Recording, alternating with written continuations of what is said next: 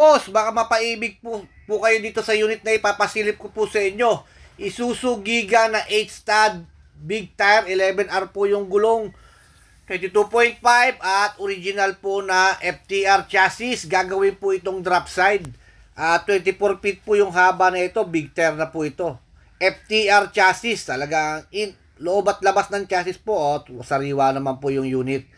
And then, baka may mapaibig po sa inyo at marami naghanap po ng 24 feet. Ito po gagawin po drop side po ito na unit. And then, kung gusto nyo naman ipapa-wing van na 24 feet, pwede rin po naman.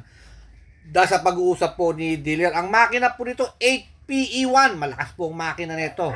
8PE1 po ang makina. Ale, dalawang unit po ang ipapasilip ko po sa inyo.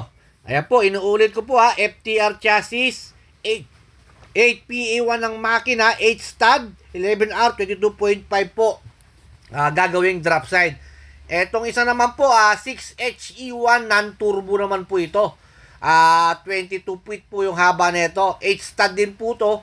And then 11R, 22.5. Kino-convert po yung manibela niya sa kaliwa. Kasalukuyan po ngayon kino-convert. And then, Tadano po yung chassis nito. Matibay po ang chassis ng mga Tadano chassis.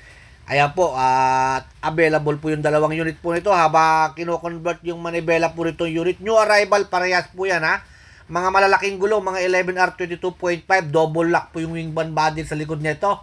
Ito po yung loob at inaayos po yung kasalukuyan yung unit na ito.